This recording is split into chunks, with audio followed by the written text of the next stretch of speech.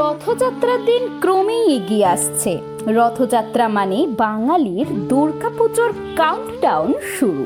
এই দিন থেকে শুরু হয়ে যায় খুঁটি পুজো।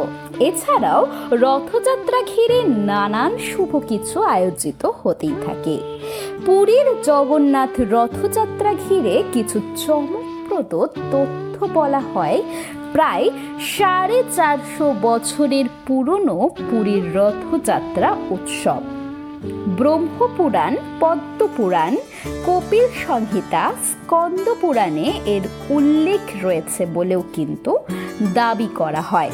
জগন্নাথ দেব, বলভদ্র, সুভদ্রা দেবীর রথ তৈরি হয় এক বিশেষ ধরনের নিম কাঠ দিয়ে।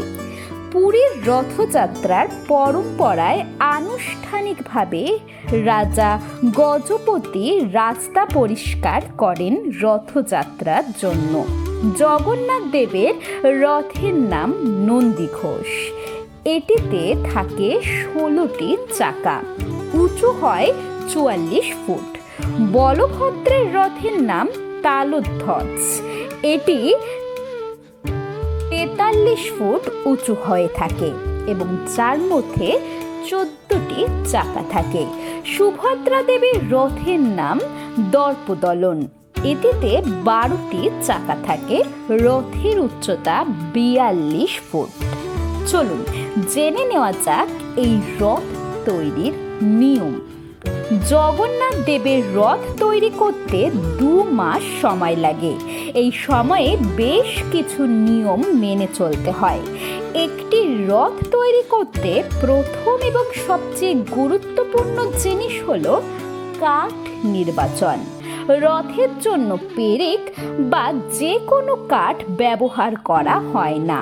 রথের কাঠ সোজা ও খাঁটি হতে হবে। রথ প্রস্তুত না হওয়া পর্যন্ত কারিগররাও পুরো 2 মাস সেখানেই থাকেন এবং তাদেরও অনেক নিয়ম মেনে চলতে হয়। রথ তৈরির কারিগররা একই সময়ে খান। এই সময়টা তারা আমিষ খাবার খেতে পারেন না। তাদের খেতে হয় ছিমছাম খাবার। এই সময়ে কারিগরদের ব্রহ্মচর্য পালন করা বাধ্যতামূলক। সূতক বা পেরেকের মতো কারিগরের পরিবারের কোনো সদস্যদের সঙ্গে যদি কোনো অপ্রীতিকর ঘটনা ঘটে তবে সেই কারিগরকে রথ তৈরির কাজ থেকে সরে আসতে হয়। জানেন কি, জগন্নাথ দেবের রথযাত্রার জন্য রথ তৈরির কাজ শুরু হয় অক্ষয় তৃতীয়ার দিন থেকে। রথ তৈরির জন্য জঙ্গল থেকে কাঠ কাটা হয়। মন্দির কমিটির তরফে বন বিভাগের কর্মকর্তাদের কাছে খবর পাঠানো হয়।